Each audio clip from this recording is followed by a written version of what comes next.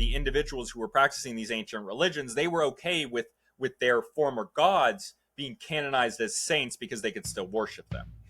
Okay, I'm Sam. This is the Illegitimate Scholar Podcast, the weekly cultural anthropology podcast that makes sense of our senseless world through indigenous and historical examples, academic methods and social science, and perspective not limited by crushing restrictions that come with traditional academia and government schools. I can't believe I don't have that memorized yet. We've talked about the Anthropology of Religion a little bit already. I did my episode 37, the one before this. You're going to want to listen to that. And depending on when you're listening to this, the episode that I did with the good old boys, Bog Beef and Marek, from me in the content of Anthropology of Religion. But today we're going to be looking at it from a few angles. I think really what I'm going to concentrate more on is just who I got here with me today, who's my best friend and gay lover. This is me coming out right now. This Higgy right here. Hey, you want to introduce yourself and tell as much about your background as you'd like, because I think that your background a little bit is relevant to the Anthropology of Religion, if you'd like to share that. Of course, yeah. You don't have to. I'm Daniel Higginbotham, a.k.a. Higgy. I grew up in a very religious community. I would say ultra-religious community. Let's call it what it is, bro. Some might say a cult. Some might say a cult. That's a weird definition. It's a weird definition, but some would call it a cult, and that's relevant. Well, I think you could make the argument that a lot of religions, and a lot of people have made this argument, that a lot of religions are innately cults. Religions are large cults, is what they large are, cults. I think, in a lot of ways. Well, then how about this? Let's edit this and say I grew up in a medium-sized cult in the Midwest. My parents actually were a part of a much smaller, much stronger cult in Northern Ohio when I was even younger. I didn't know that. Religion was definitely a huge part of my upbringing, a huge part of my life, and had a huge impact on who I would later become. For sure, I was in the Marine Corps with Sam Urbans, where we became gay lovers. For this entire series, like the last one, the context of religion is going to be analyzed through academic, indigenous, and historical understanding of religion. So it's not from the normal perspective of religion. And I've been releasing shorts, just clips of this podcast. I'm getting a lot of engagement because people are misunderstanding what I'm saying, and then they're arguing in the comments, and they're assuming a lot of things about what I'm saying, which is fine because it increases my engagement. I think it's funny, and it still is getting people to my content, my long form content, which is great. Oh, you know what I wanted to start with? I want to start with these definitions of religion. So Emil Durkheim, this is an anthropologist, don't really need to know his name. Religion is a unified system of beliefs and practices relative to sacred things. That is to say, things set apart and forbidden, beliefs and practices which unite into one single moral community called a church, all those who adhere to them. So in that definition, this is a unified system. And by unified, it's like together. It's a unified system rather than a like disjointed system of beliefs and practices. So these are unified as in they are shared between people. And remember, shared is a key concept of culture. Culture has to be shared. It's not individual. Beliefs and practices. These are things that people practice, things that they do in their daily life, rituals, things like that, praying. And beliefs, these are core values, core beliefs that you have relative to sacred things. And sacred things are these things that are set apart and forbidden, rather, as Emil Durkheim says, things set apart and forbidden. So beliefs and practices which unite into one single moral community, again, unified, called a church, all those who adhere to them. So things set apart and forgiven. These are things that you're not allowed to do, things that you shouldn't do, things that are considered what we would call in anthropology taboo, which I think comes from Polynesian word tapu, which is things that you're not allowed to do, not allowed to touch objects with bad energy, or not even bad energy, but just energy. And it could even be an individual, like the Incan king. A normal person couldn't touch the Incan king. I think that was a capital crime. I could be misremembering that, but it's that type of thing. You got anything to say on that, Higgy, or you want me to read the other two? Continue. Yeah. Clifford Geertz's definition of religion. Religion is a system of symbols, and symbols are a lot of things. We're going to get more into symbols. But symbols is anything that's a non-literal representation of something. So a flag, a U.S. flag, a pride flag, a symbol like, a Nazi swastika, or a dove is a symbol of peace. But it's a little bit, there's more than that. Examples that you might not think of as being symbolic, but in a certain way, things like metaphor, and metaphor is so important to culture in general, but also religion, that metaphors are like written symbols because they're representing something that's not literal. They're representing words, but the word's literal meaning is not the true meaning behind it. Just like the stripes on the flag only mean something through shared culture, which acts to establish powerful, pervasive, and long-lasting moods and motivations. So powerful, pervasive. So powerful, big, powerful. That's its own definition. If you need me to describe powerful to you, go listen to a different podcast. Pervasive, which is just like stretched out through everything, and long-lasting. So these are long-lasting. And to me, I perceive long-lasting as meaning generational rather than in one human lifespan based on the context. Moods and motivation. So how you feel about things, what motivates you in men by formulating conceptions of a general order of existence. And I love this line, conceptions of a general order of existence, because conception of a general order of existence, it's a really good way to me of saying how you interact with the world and what the nature of reality is. So conceptions of a general order of existence is conceptions, so how you conceive of things, of a general order of existence. So it's not a specific order of existence, it's a general order of existence. This deals with the big questions, the macro level, which is also the content that I like to deal with. It's not the same thing. I'm not God. I would not say that I'm God, to be clear, because I have respect for that. So, yeah. And clothing those conceptions with such an aura of factuality that the moods and motivations seem uniquely realistic. And that, to me, is also a key. This is probably my favorite definition of them, but they all serve a purpose. And one of them being that you can't really define religion perfectly. Tao that can be named is not the eternal Tao. An institution consisting of cultural patterned reading the wrong one. Yeah, an aura of factuality that moods and motivations seem uniquely realistic. So an aura of factuality. In the West, we generally think of an aura of factuality as meaning something that's been proven scientifically. That's the way that we view facts in the world, and that is one way to do it. But again, those are arguments in a lot of cases, in a lot of contexts. But an aura of factuality that the moods and motivations seem uniquely realistic. So this is something that feels real to the human mind. So this gets out at something that I think is key, which is that there is an element in humankind, in human nature, that is inherently religious. And to me, this is my opinion, but I believe that you are going to worship something. You will have religion, whether you view it as that or not. And if you define religion in a certain way, then you'll view yourself as not having it, even though you might have a religious devotion to something like your ideology that would be considered secular by contemporary definitions, but an aura of factuality that the moods and motivations seem uniquely realistic. These are facts about the universe. They might not be verifiable, but they are accepted in the mind as facts. That's the aura of factuality. And that's required. And this is when,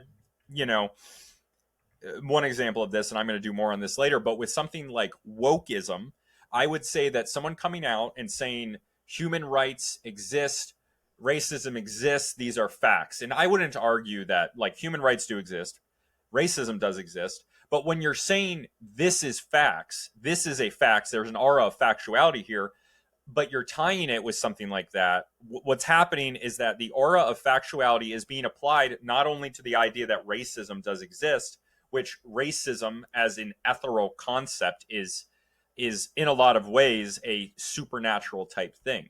So when this word racism, which is also a social construct, the idea of racism, when you frame that in an idea of factuality, an aura of factuality, then it doesn't just become that racism does exist, which I think most of us can agree it does exist. Your specific conception of racism and how it plays out and how you should solve it is what comes into an aura of factuality. And that's where the problems come from. Because when you're defining, and when anybody, not just people calling out racism, but any religious beliefs that interact with others and contradict them, then there are people who believe in facts. There are people who believe these things are facts, that there's an aura of factuality about them that they're not willing to give up.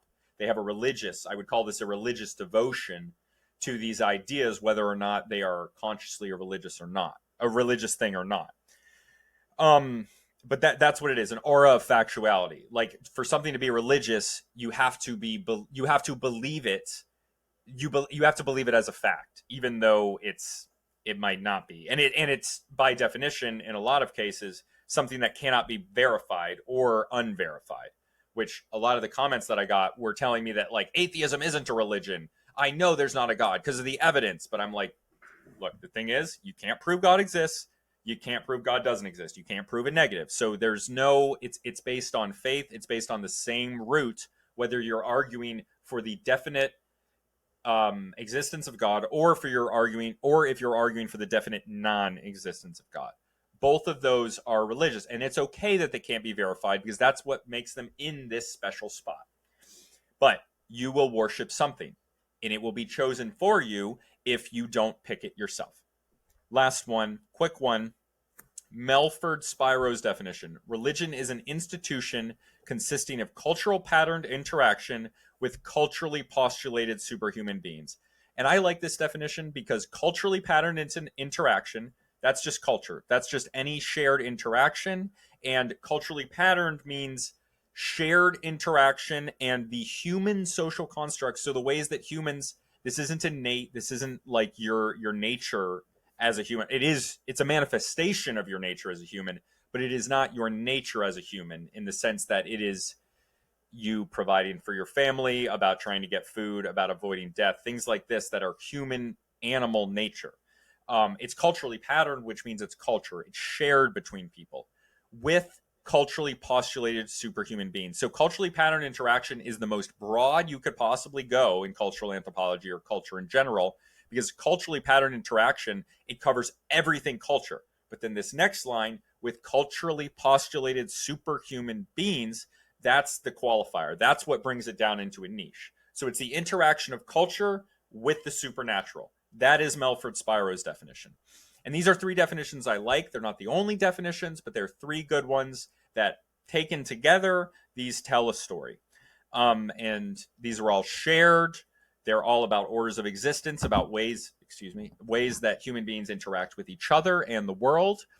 And they are culturally patterned, shared, not innate, and they have a lot to do with your environment, whether that be human or physical or otherwise. So yeah, what do you have to say about that?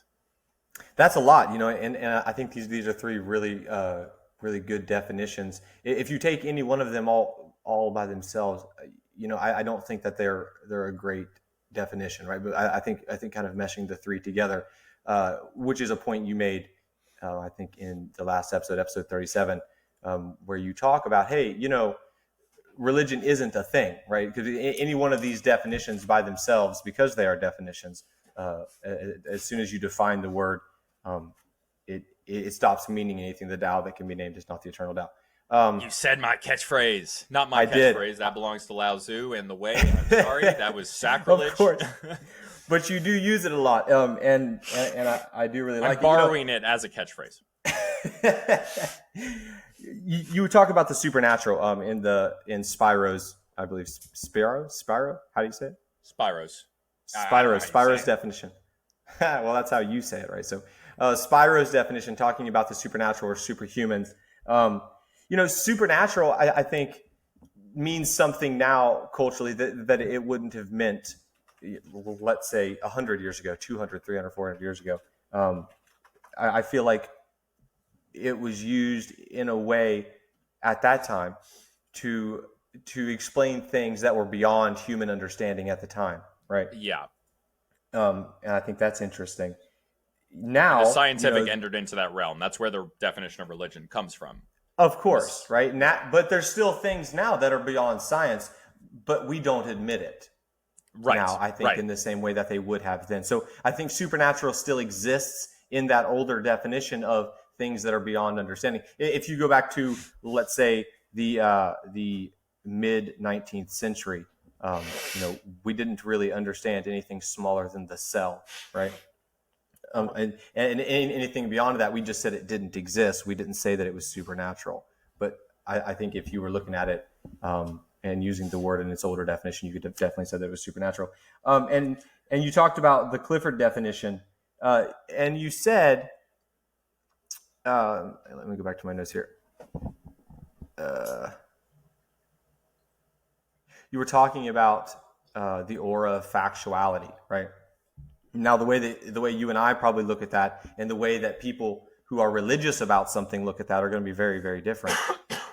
They believe that it is fact, and they believe that it can be proven. You talk about systems of belief as being something that can't be proven or disproven, but that's No, not how I'm people sorry. Let me stop you for a second. I apologize Of if course, I'm no, go interrupting your ahead. train of thought. But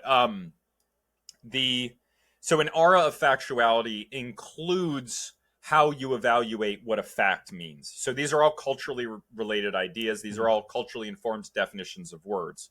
So yes, I think that ultimately these are things that cannot be proven in like a more universal way, but it's hard to even define how to prove something in a universal way. But what I'm explaining, what I'm saying is that like when somebody tells you that they know that God exists, and I know they believe that, I know they do, and I personally also believe that God exists, or a force, whatever you want to call it. I call it God. I don't think it's the exactly the same as the Christian conception of God necessarily, but it has a lot of elements of that, of course.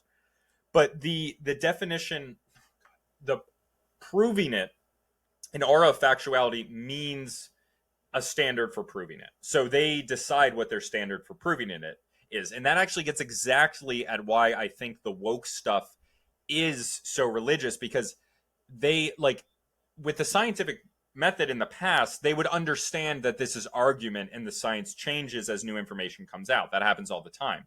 Just these past few months, we saw that the Big Bang, the universe is now 26 billion years old, finally, like which is like 2 or 3 times as much as it was before.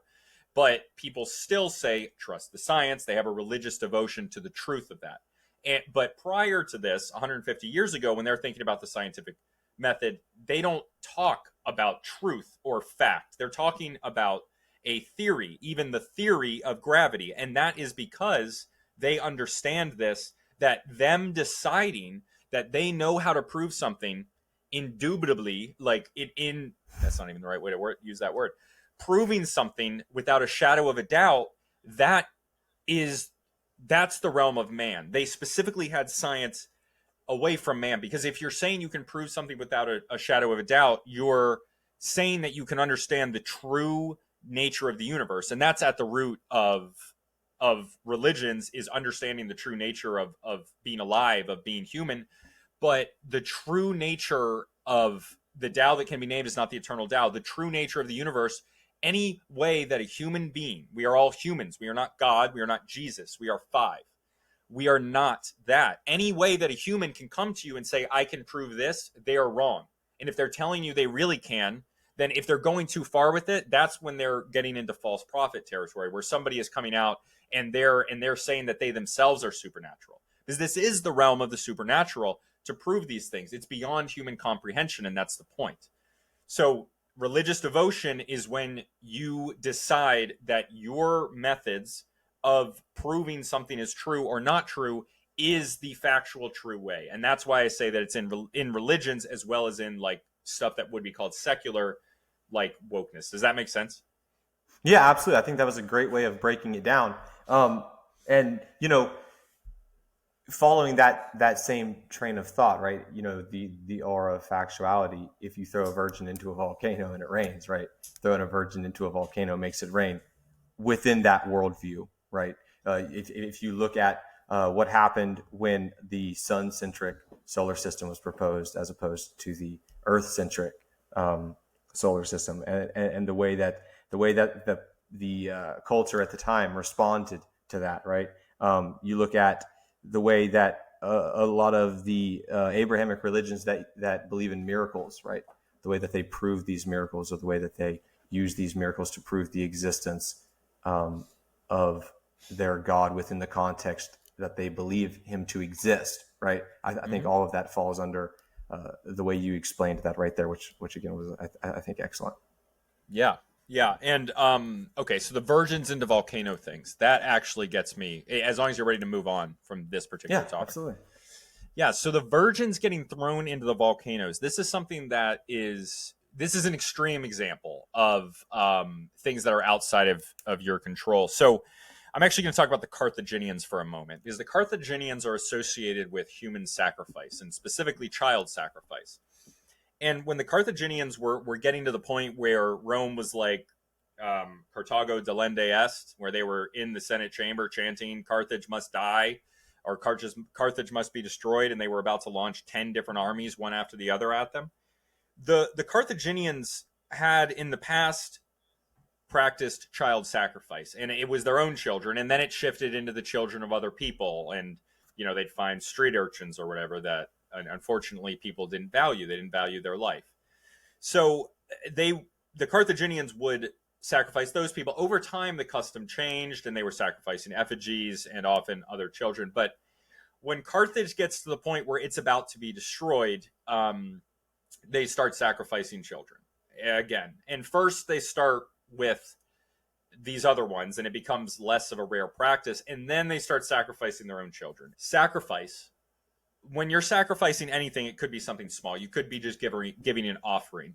These are things that are associated with ritual, and often ritual and being superstitious about things, these are related to practices that are outside of your control. So there's this thing about baseball magic. This is a famous example in anthropology. And in baseball, there is a lot of superstition and ritual. People have things that they do. They have routines. They walk to the plate a certain way.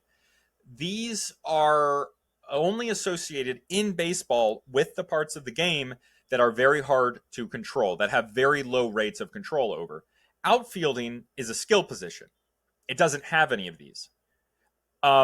Pitching is more of a skill position. I think it has less ritual. But outfielding doesn't have any of these magic rituals. But batting does. Batting has a lot of these rituals, because a good batting average is 30% of the time you hit the ball. That's very little control you have over that. The best batters, maybe 0.4? 40% of the time, less than half the best batters. So like, this is a situation that you can't control. Just like, battle, prayer, going into battle, people might pray. You can't control it. Anything that you don't have control over, people will pray.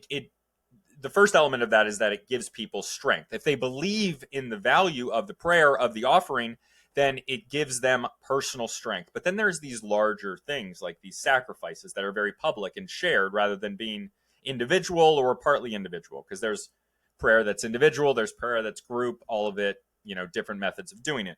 But when we get into, like, with Carthage, number one, most religions in the past were just, there's no way to define religion, because religion is pervasive. It is involved in all these other things. People didn't compartmentalize religion until the scientific method. This is a Western idea. So in Carthage, the religion is intertwined with the civic and the economic and everything. And they practice child sacrifice, but they do it very publicly. Now, if you're, like, put yourself in the shoes of a Carthaginian villager. You're in modern day Tunisia. It's not modern day Tunisia, but that's where you would have been if it was today. This is where Carthage is. This is a rich colony. You have a long, storied history. You're one of the gems of the Mediterranean, which to the known world is exceptional. You have great buildings, many of which are hundreds of years old. You live in this exceptional culture that has done great things. You have this enemy of Rome prior to Rome wasn't Rome back then. This is Tom Brady when he's about 28 and he's just getting up there. Okay. This is not Tom Brady at 40 years old. This is Rome on the way up. But Carthage is still, they are the old man. At the time, you got to think of what Carthage was. They were this amazing city. And then you're one of these Carthaginian, just a normal citizen. You're a normal citizen. And by the way, the Carthaginian citizens had not been fighting their own wars for hundreds of years. but you're one of these normal citizens, and your religious leaders and political leaders, they're getting together. You're noticing that Carthage, you lost a couple wars. You know that Carthage was greater in the past, and you need some sort of, you don't know what to do. Okay, you're scared probably because there's stories of these Romans. They kill people. When you eventually find out what happens to Carthage, you should be scared. The Carthaginians, they were there, and you're this Carthaginian citizen, and you're looking up at your religious leaders, your political leaders of this great city that you are a part of, and you see its decline, and you see the past, but you don't have anywhere to go. And you are inside of this whole thing. You're involved with Carthage. You're intertwined with it. Your patronage networks are there. And then your politicians, your leaders, the elites in your country publicly kill their children to sacrifice. They sacrifice their own children, the greatest thing that you could possibly give up. The greatest, not in a good way, but greatest in the sense of large. And they kill their own children, and you know about it. What kind of shared, the name for this might be called, this is a very, very anthropological specific term, but anomie, which is anomie, which is like a sense of community, or maybe it's communitas, one or both of these in specific times. It's one of those. I think there's a small distinction, but you are feeling a sense of community with everyone around you with a crazy thing, and both with the people that are sacrificing their own children and everybody who's seen them sacrifice their own children. There's a mental shift in that, because think about when you're out, if you're out somewhere, if you've ever been a bouncer or been around people fighting, if you're looking at a crowd, you can feel the energy shift for a fight. You can feel it when it shifts. And even if you've never experienced what I thought of feeling the energy shift, this is something that's like subconscious. You know what I'm talking about if you've been in this experience. But regardless, if you're somewhere and you're out hanging out at a bar having a good time, and then there's a fight near you and people are yelling and fighting and there's blood, that's a vibe shift, bro. That's a real vibe shift. It might ruin your whole night depending on it. Now let's think about, you're there watching robes. There's all this ceremony, these massive buildings. All of these are symbolic. They show all these things. And your city, which is in decline, which is the gem of the Mediterranean, you think of yourselves as the exalted citizens. You might as well be Qing dynasty Chinese people. You're the top at this time, and Rome is the competitor, but they're on the up and up. Okay, they're not there yet, but you're a Carthaginian. You are the greatest civilization on earth, and you have this long storied history, and you know long ago they sacrificed children, and now your elites are up top, and they are going back to the old ways. What the heck does that do to you? The shared change, like that's a 9/11 times 10. Like everybody would just be doing insane things. It would be a complete mind shift towards, we need to put all our resources towards this. Because when you kill your own kids, you're putting everything towards it. That's everything. You are all in. That is a symbol that you are all in. You are past all in. It's insane. I would never do that. I can't think of a situation. I don't even have kids, but like, I'm sorry, I'm talking about sacrificing children. It's not fun, but that's what I have to say. I wanted to paint the picture as much as possible, because seriously, think about you in that situation. These are modern humans. They have the same brain as you. The only difference is the culture, and they did these things. This is in you. Deep down, hopefully, but it's in you. Yeah, go ahead. Yeah, I think that's a really great point. The story about Carthage. The context, you just responded to that in the most like college way possible. Yeah, so I really like your point about yeah, go ahead. The context does. I'm trying to gas you up as much as I can. This is your show. The context of that, though, I think is very important, because rituals are something that I think helps societies live in accord with, and then also reinforce the set of values, right? Or yeah. I mean, this all falls underneath the definition of religion. Don't go too much into the rituals, because we're going to get into specific definitions of rituals in later episodes, because ritual is very important. But you're landing it. You're on there. Yeah. My only reason for bringing this up is that the context in which the Carthaginians are Can you say that for me, please? Carthaginians. The Carthaginians are performing this level of ritual, right, if I'm not mistaken, is their city is under siege and has been under siege for a very long time at this point, right? And there's a there was a need. number of social, but yes, exactly. There's a need to instill or to what's the word that I'm looking for here? There's a need to rally the people around the belief that Carthage is great because they are in decline, right? So Yeah. I think Yeah, that's yeah. what pushes them to go to these extremes. But these aren't extremes Oh, yeah. that you see people that you see people stooping to. I guess you could say on the norm, right? Yeah. There's a specific set of circumstances that calls for people to need this level of devotion to their religion, and it's when they lose that control, like you're talking about. Yeah. You 100% got it, because that's what this is. They had, remember, they had the child sacrifice like way long ago, centuries ago. They stopped doing it, because they got weak and soft. And honestly, like, if you're doing child sacrifice, you should probably go a little soft. Okay, you should probably chill out on that. So it was a good thing, but at the same time, I've been talking about this a lot recently, but human lifespans they match empires and civilizations lifespans. They atrophy with time. They get these built-in things into them where people just get decadent. It really is that people get decadent because over time people's lives get better and better, and then you're at a point where your interaction with the world, like this is what you're talking about, the context, the things that you do are a response to your specific interaction with the world, whether it be personal, familial, but all of it's all related. So when we're born in the 90s and we grow up we get a few years of the analog, we're the last ones before it's all digital all the time. Like kids born 5-10 years after us had a very different life than us. I think we were the last ones to get lucky. I would have preferred a few years before, I think, but it was okay, right? Am I wrong there? No, That's my perspective on it. I don't think so. I think that's an opinion that I share with you for sure.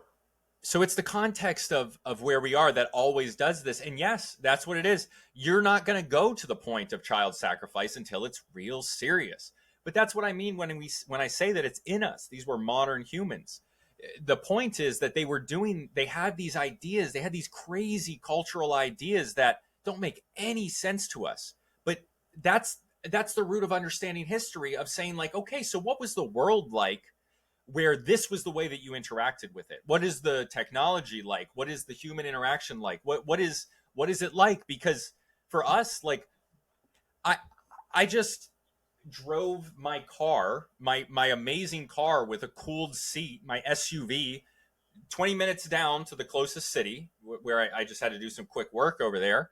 And I drive back in the AC. It's 80 degrees outside. And I traveled 15 miles in an afternoon to just clean, like for nothing. That's crazy. Walking 15 miles would be a day's trip on foot at any other point. I'm sorry. I digress. Context matters a lot. Context is everything. Context is absolutely everything. You can apply this to even 20 years ago, especially when you look at how much we've changed in 20 years. And this is why these long-lasting religious things, they're just a lot of this decline of religion in the United States and in the West in general. I mean, it's hard for something to shift, for ideology to shift as fast as technology is shifting. We're going up in technology faster than we ever have. It's accelerating. And our institutions are not built to deal with that, religious and government and otherwise. Yeah, you got anything else? Not on that, no. Not on that. You got anything else in general? You talk about the institutions Cleveland. of religion. You talk about the institutions of religion not being built to keep up with the pace of current technological advancement, right? But I think an aspect of religion is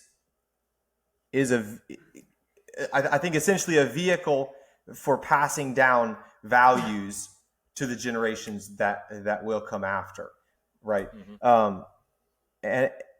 And when there's such a big disparity between the experiences between the generations, right? I'm not sure if I'm saying this in a coherent way.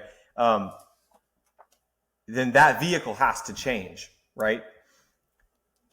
Right, And right, I right, think in some ways that might be responsible for the huge shift that you see. I mean, people are leaving churches and have been since like the 1950s. I think religiosity in the United States has really been dropping off, and in the Western world in general. But that might be at least partially responsible for that. Yeah, 100%. So let me do this. So right now, most of the people are just going to be listening, but I got to watch, right? You see this band? If I needed this to be stiff, I'm gonna use this to hit this metal and push it. No, it just bends, right? This is very malleable. Okay. Look at this. Mechanical pencil, okay? It broke because I bent it. It wouldn't bend into a shape. All right, go.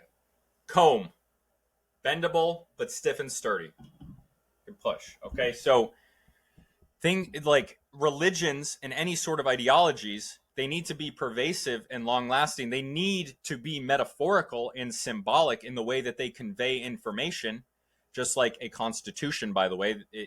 A different application of this, but this has parallels to constitutions. Religious institutions, they have to be malleable. They have to be longer lasting than just black and white rules. I mean, they can have black and white rules, but like everybody knows that thou shalt not kill, there are certain cases in all religions that are based in thou shalt not kill is like the first commandment of the 10 commandments, which is relevant to all the Abrahamic religions. I think Islam as well as Judaism and Christianity, but everybody knows Jews and Christians and Muslims are killing people, and there are leaders in those communities, maybe not as much in the US, but in other countries of all three of those communities, there are religious leaders of Jews, Christians, and Muslims that are telling people to kill people. So there are ways of getting around this stuff. And that's the point. That's why metaphor is so common, because metaphor, which is in a lot of ways symbology in words, metaphor allows them to create a long lasting thing over time, and it's malleable enough because it's metaphor. It can be interpreted, and it changes. Your interpretation of things change with your culture and the way that you interact with the world and the way that you've been taught in the world. So the new generation coming up in a new environment, whether there's new neighbors, whether there's new there's a natural disaster, it could be a bad harvest, the religion, to expand itself over time, it has to be malleable. It can't be too strict, but it has to be strict in a certain way. It has to be strict to a point, because if it's too strict, then it'll just break. And if it's not strict enough, then it'll die, because it has to have rules. It has to have rules that will perpetuate it over generations. And this is why you often see religions that like for example, Sunni and Shia Islam. Shia Islam is mostly practiced in Iran, and there's no secret that there's lots of Persian ancient stuff in Shia Islam.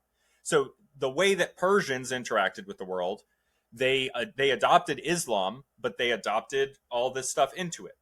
You will also see in a lot of communities in Europe, Catholicism spread out, and it adopted all of these polytheistic beliefs that were part of the prior culture into Catholicism to convert people. That was the malleability of Catholicism that allowed it to spread so far, because it allowed these other religions to join it through saints. And this reduced it was a compromise, because, monotheism of Catholicism, of Christianity, but then the individuals who were practicing these ancient religions, they were okay with their former gods being canonized as saints because they could still worship them. And then what you see with the rise of Protestantism, and I was talking about this with the good old boys, is that Protestantism comes out, and it comes around in more industrious nations, essentially, is the thing. And maybe that's what happened afterwards. Like maybe that's tied in with the creation, but tied in with monotheism, the spread of Christianity, is the destruction of Catholic institutions in a lot of Celtic places. And that can be viewed as destruction of Catholicism, but really what it was part of this greater drive to centralization, because the old languages and the old culture of places like Cornwall, in the context of England, it's places like Cornwall and Wales and Ireland, when they destroy these Catholic institutions, and there were a number of wars between the 16th, 17th, 18th century about this, they were destroying the ancient culture and bringing them into Protestantism, which was, for Anglicans, it was tied directly to the state. This was an effort towards centralization in one authority. It was part of an era that's known as the absolutist era, with more absolute rulers across Europe. And yeah, I forget how I got on that. You were talking about the need for religion to be malleable, and I think the role that metaphor has played in allowing religions to be malleable, I think was kind of the right what you were trying to say. And you know, I think you're absolutely right. In order for a religion to be functional, in order to have a functional religion, it has to provide some type of pathway for harmony within society, right? And that has to be culturally informed, and it has to be able to change as the society changes technologically. And metaphor is a much more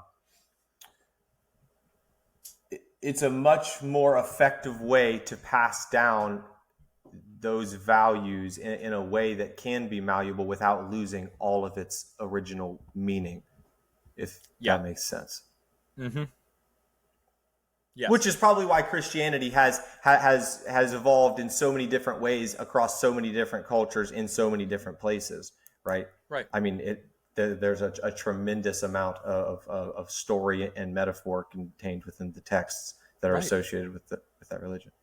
And there's incredible diversity in this, because it's not just like in America, it gets turned into this Irish, well, not necessarily Irish, but it gets turned into this Catholic versus Protestant thing. But Catholic versus Protestant is only part of it. Number one, the Mormons are kind of weird. Sometimes they get lumped in with Protestants. I don't believe they're Protestants. I barely believe they're Christian. Sorry, Mormons. It's because of a few certain things. But Mormonism is a Christian religion. In their ideology, the red man, the Indian, was a cursed race, and that's a type of metaphor that has. I might be talking extreme here, but essentially it has genocide built into it. Like they are a cursed race. Like when a race is cursed in your holy book, it seems like a good reason to kill them. First Amendment, but they're cursed. They did this to themselves. And there's lots of religions that have this, where it's like these outsiders, these specific outsiders, these are the bad guys. And, you know, the Crusades, but the Crusades had their own thing of jihad. It's like, the Crusades were a response to attacks by Islam, not the other way around. But anyway, it's stuff like that. Mormonism. Even more recent examples, you know, within certain sects of Christianity that have done this to African Americans, right? Or I'm sorry, to Africans in general. That was the other part, is that right, thank you. For Mormonism, before we get into other ones, Mormons didn't let black people into their church until the 1970s. I can't speak on the specifics for black people, but black people being inferior used to be a canon part of Mormon religion. It was an explicitly white, and they've always let Polynesians in. A lot of Polynesians are Mormon, but I don't understand that. I don't know that. I'm sorry. If you're a Mormon listening and you can correct me, please, I would love to hear it. Let me know on Discord or whatever. But yeah, that is my understanding, that black people were not allowed into the Mormon church until the 70s. And that is because they are a strictly American religion. And there is some truth when to the idea that people say that like black people were like America did have slavery that did become, it wasn't originally, but it did become racially based. And so that was a strictly American idea, not just an American idea, but that was an American idea in the culture. And this was adopted into this syncretic religion, which is Mormonism, which is a strictly American culture religion, right? And then Anglicanism, of course, dies. It becomes Episcopalian, but there's still Episcopalian churches in the U.S., and those are from the Episcopalian Church, or Episcopalian church comes from the Anglican church in England. But when we did the revolution, the Anglicans became Episcopalian. But all that did was adopt this class structure that was inherent in England and this state-based religion. And the Episcopalians, as you might imagine, today are descended from these old British, like noble aristocratic families. And Episcopalians are one of the richest religions in the US even today. Is that old money, not like us poor whites. With our dirty feet shopping at Walmart. Yeah. What year are we talking about? Well, the Mormons were talking about 19th century was when these ideas were coming about. But like I said, 1974, those ideas, they shifted with the culture. So the Civil Rights Act happens, and then the Mormons, it lags a little bit behind because they're responding to the culture, but they opened it up to black people. Yeah. Higgy? Sorry. Go ahead. Yeah, no, great example. And even into this century, I mean, there's definitely sects of Christianity who, how do I say this? There are sects of Christianity even now within the 20th century, within the 21st century rather, in America, who propagate the idea that Africans are cursed by God to be slaves of the other nations for eternity. Yeah. I mean, these are ideas that definitely still exist in modern Western religions today. I couldn't name a specific one, but I know that they do exist, right? But you can also see this. Let's talk about a couple other examples. I did want to talk about the diversity of Christianity today, because what a lot of people don't know is that the first Christian nations, Ethiopia is one, and then there's another, Armenia, Ethiopia and Armenia. And I would like to look into both of those more, because their types of Christianity are, they kind of get lumped in with Orthodox. I think Coptic is the name for the Ethiopian one. But they are representative of their culture, and they're representative of the previous culture they had. And I was talking to Bog Beef and Marbeck. It's a great episode. It'll be out soon. I'm actually going to drop it on the Patreon, which I'm now going to be starting. I'm not going to have anything on the Patreon that you wouldn't otherwise get, that I think is good information. You will get some special treatment, of course, and it'll be like, and you'll get stuff early is the thing. That's what it is. I just, I don't want to do ads. I might do ads eventually. I don't know. But I want to start the Patreon and, make it a way that I'm not taking away from anybody getting this stuff. Because I ultimately the goal is just to have it out there. But Bog Beef and Marbeck, they're both Southern Protestants. Me, I'm not practicing Catholic, but culturally I'm Catholic, which I'm not going to go into the specifics of, but that's a thing. Orthodoxy has a lot of things related to polytheism as well, just like in the Catholicism. But I guess there's some stuff with it that might be a little bit more literal. But that's a reflection of them preserving the culture. And the Orthodox is something that's less malleable, right? So there's a spectrum of allowable malleability when we're talking about how much a religion can change and not break. So it just depends on what it comes up against. But Orthodox religion, being in the East, that is much East Europe, is what I'm saying. The Near East, not even the Near East, nearer than the Near East. That's the East. They're culturally different than the West, okay? Is like Ukraine and east of Ukraine. They have more of a traditionalist religion. So their Orthodox religion is continuing. They have it. It's not declining. Religion in the West maybe became too malleable, ate on too much of the culture. Maybe it wasn't malleable enough, but it does seem like the secular culture took over the religious. They took over their market share quite a bit. And that's when you see the breaking is the religion losing, or religion in general, in this case, losing people committed to it. It wasn't malleable enough. And that's when you see things like reformations, and when you see things like schisms, is when you can't agree on your worldview. And not being able to agree on a worldview means that you can't agree on these metaphors that are so important. Like Bog Beef was saying this the other day. He was talking about how they were fighting over these metaphorical ecclesiastical ideas. Well, yeah, that's the only thing you should be fighting and dying over, because it's fighting over the nature of reality. it's in a very literal way, although it is metaphorical and symbolic, is that when you're fighting over the metaphors that define you, when you're fighting over these stories that define a civilization, and you're fighting over literal gods, because back before monotheism, their gods were physical; they had physical embodiments of their gods. And stemming from older hunter-gatherer ideas, they still had these ideas of objects having power. And you can even still see that in some Catholic churches and things like that, and other religions. But that's this old idea of idolatry. Craig says logic plays a bigger part in the Western church as opposed to the Eastern, I believe. And yeah, and that's as that comes from the scientific tradition in the West, I assume. I think that the schism was earlier than that. Or maybe not, because the great schism between the Catholics and the Orthodox was in 1054 or so. It was the 11th century, and then after that, there was then the schism of the Orthodox churches from west to east. But those are perfect examples, because people interacted with the world in the same way, and then these metaphors, these stories, they fight over these stories because they're everything. They're how you interact with the world. They're how you view the world. They're more than real. They have this aura of factuality, and it's a real aura of factuality because it's commitment to something that is supernatural, and that can be an ideology even.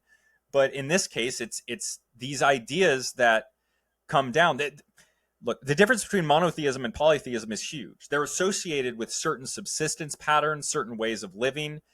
These things are we're going to talk about a lot of them over the next few weeks, and I'm gonna get even more evidence, more examples. We're going to be going into a lot of different religions, but these things matter. They do, and I've been talking too long. So, Heggie, go ahead. Yes, there's a big difference in monotheism and multitheism, right? Um, Polytheism. I know I'm messing around, but in a lot of ways, polytheistic cultures they create a god for individual attributes that are important to their society, and each of these attributes or these gods has a varying level of importance or deference paid to it based on how important that value or idea is to their society. In a lot of ways, though, monotheism is just a lumping together of all of the attributes that we consider most important. And I think a lot of the differences in the Western and the Eastern ideas of Christianity, right, comes with the different ways that they define God, right, or the different attributes that they hold to be most important within that. So while there are huge differences in the mono and polytheistic cultures, there's also a lot of similarities, right? Right. Yeah. There are similarities, and there's a spectrum of it, because, like, with the Hindu god, so in Hinduism, and this is farther on the spectrum. So let's go mainline Protestantism. Okay, one God. You guys don't have saints, right? Or you're not mainline. You're freaking. You grew up. What is it? What's the word? Evangelical. Holiness was the word Right. that they used for the specific. So you grew up evangelical. I grew up sometimes going to Catholic churches, and but mainline Protestants and evangelical Protestants believe. I mean, they believe in the Trinity, which is somewhat polytheistic, but that's all it kind of goes to for mainline Protestants. And then they have the one God. But you go back to Catholicism, and like I was saying, like, I grew up with an Irish Catholic mother, and she went away from Catholicism later on, but she still she had a saint for everything still. And that has roots. You go way back thousands of years ago in pre-Christian Ireland, which is what this is a symbol of. If you're listening, most of you will be, but this is a Celtic cross, not there's a white supremacist one that's different. This is just the Celtic cross. And it's a pre-Christian Irish symbol, and that is something that, like, these gods that they would have had, these spiritual beings, they were adopted as saints into the religion. I already talked about this in here, but they were adopted as saints into the religion, and then they became saints, but that still retained this ancient religion. And there were still these stories about them. And so they were still these religious stories, but there's one God who's greater than them, like how the gods became higher than the Titans in Roman. And I'm sure there's some symbolic significance in that as well. But what it comes down to is that this one God is associated with the politics of centralization of power. So one God's like monotheism starts popping up at like the state level and like late in like the chieftain. So these are old methods of viewing the world, because and the reason they're not perfect is because it presupposes that human civilization only moves in a straight line, which is not true.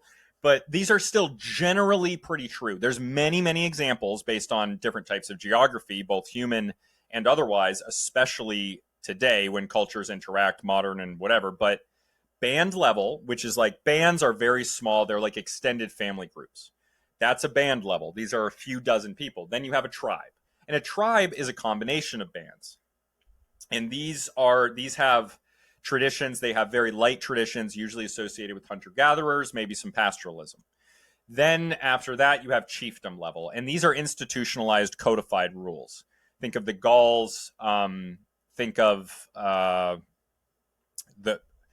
Gauls, the Celts. These are all chiefdoms. The Germanic people back when the Gauls had been civilized into state society. But these are chiefdoms. These are several thousand people. And then there's state level society. And state level society is where monotheism comes out. And in the Lusitania, yes, thank you, Doug Dimmadome, over the Dimsdale Dimmadome, Lusitania. The Lusitani, they were a chief level tribe. So these chiefs, this is where polytheism comes out.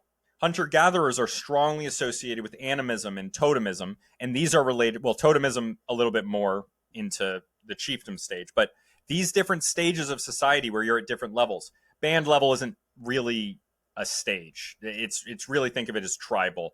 Tribal, they got the animist beliefs. Then after tribal, the chiefdom, these are polytheistic beliefs. And these, I'm going to do a whole episode on these, so I'm not going to go too far. I've already talked too much. As always, I digress. State level societies, monotheism. And like, think about that. Animistic, this tribe level, they're just hanging out in nature. They're much closer to nature. They are less separated. They are living in something like a teepee. These are tribes, like tribes, Plains Indians. They are nomads. They would live in teepees. Hunter-gatherers that were pastoralist nomads. They wouldn't move a lot. Algonquins that lived in New England. They were tribe level societies. They lived in a different environment. They lived in very simple houses called wigwams. Then you have the Iroquois, the Haudenosaunee. They lived in a chiefdom level. They had a codified type of force, and their religion, I'm not super familiar with their religion, but I think that the Haudenosaunee religion was starting to approach monotheism. It had monotheistic elements in it. So these are all reflective. And then Protestantism removing this element of polytheism, which is these saints that are included in Catholicism, that is a shift towards the state. It affects the way that you interact with the world. Because if you're a Protestant and you have one God and you don't even have saints that are lesser, the market share towards that one God gets ever higher. So there's no wonder that it's associated with this state level society. There's no wonder that's associated with the centralization of force in Europe, because it matches it. It matches it a lot. And that's what we're dealing with today. Oh, in Hinduism, polytheism, multiple gods. That's what you might call it. But really, these gods are a bunch of different parts of one god. Krishna, Shivu, I forget which one it is. Can someone help me out in the comments what the main god is in in Hinduism? But really, it's a monotheistic religion, and we know it's a monotheistic religion because these are Western terms, and I think most Hindus will tell you it's a monotheistic religion defined in these terms. But when they're told that it's a polytheistic religion because there are these multiple gods, they just don't get into the specifics of like, oh yeah, but it's all a piece of one god. And that's probably reflective, and I would have to go into it, of Indian culture being this Hindu religion being a syncretic religion. That's Hindu is a syncretic religion, just like Mormon. I mean, most of them eventually start as that, but it came out of roots of Buddhism, but it included all these elements of ancient Indian culture. So it adopted these. It's the same process that happened in Europe. And when you look back at these very primitive, these more primitive, which is to say that they're less complex societies with less complications in their law systems and everything, the the um the similarities between different ones of them are much easier to spot. And and the last thing, more evidence towards state level society of the Haudenosaunee, and they had a great law of peace. This political system which functioned, it was somewhat republican in nature, you could call it, influenced the founding documents. Brahma, of course, it's Brahma, which is reflective of the highest caste being Brahmin. It's reflective of roots in Buddhism. So the Haudenosaunee, getting to the state level, their religion is reflective of this.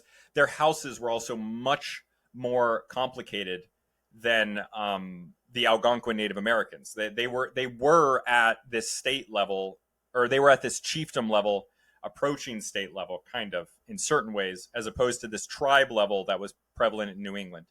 Doug Dimmadome, Dum Dibbadank, owner of the Dimsdale Dimmadome, says that I think there's 3 main ones. Now that's interesting. The Hindus have a trinity as well. Are we going to go to the land of the triune God and go to our Indo-European ancestral friends? Because that's it as well. I mean, they are Indo-European, because they got that Aryan influence, and there's something there because it's tied to language. Okay, language is something I'm going to be covering soon, but these Indo-European languages, the way that you interact with the world is decided, and it affects your language. But I've been talking too long. I've been ranting. This is what I did yesterday. It's like Brahma, Vishnu, and Shiva. Okay, that is what I would think it is. That's so interesting because that's a trinity. That's so weird. I need to look into this more. This might just become a Anthropology of Religion podcast. I don't think you would run out of material. No. No. Yeah, so we're gonna be hopping off here in about 20 minutes. I got a meeting at 7 p.m. Eastern. So if you guys have any questions, anything, please ask them in the chat. And now I'm gonna let Higgy talk as long as he wants. I only had one thing really that I thought of listening to you talk there. You were talking about how religions, as they spread to other cultures, right? You were talking about this with Hinduism and Buddhism specifically. They often take on elements of that culture and become something very different. And I think that you see that in the evolution of the evangelical church within the United States, right? It takes on this constantly expanding growth mindset that our culture here in America has, that is very, very different from the Orthodox Christian churches of the East and West, right? Yeah, and Protestantism I mean, already has a lot of that. Exactly, right? But it takes on even more of that, here, and becomes the dominant religion within the United States. Yeah, that's interesting. And it also, the thing about evangelicals is that it has a lot of more spiritual, personal elements to it, which I can't really explain. I read an ethnography about, I might have to go back to it. I have it in my thing, an ethnography about evangelicals. But it makes sense. I think the roots are in, like, the frickin' the snakes and everything of those, the snake people, Protestants. I don't know. I'm from New England, man. I just got Catholicism up here. Oh, you mean like the snake handling charmer? Yeah, exactly. Yeah. I mean, I think we can end it there. We had 4 people watching and 2 of them left. So, us, right? All right. So who's ever still here, thank you for coming. And I'm going to drop this full episode. I'm going to edit it down a little bit and drop it hopefully tonight. And yeah, check out that Patreon that I'm putting up. I'm very open to suggestions. So if you're willing to give me money, and you don't have to, I don't blame you. It's okay if you don't want to, but if you do want to give me money, you can kind of tell me what you want to give me money for. I'll probably do it. Yeah, I was about to make Patreon a dirty joke. Or OnlyFans? Okay. Yeah, exactly. I just said it like that. That is not this type of show. So I didn't make that joke, but yeah, no, it's not like that. All right. Thanks a lot for coming, Higgy. I appreciate you coming on, and I will talk to Absolutely. you Thanks guys for soon. having me. Love you too, Doug Dimmadank.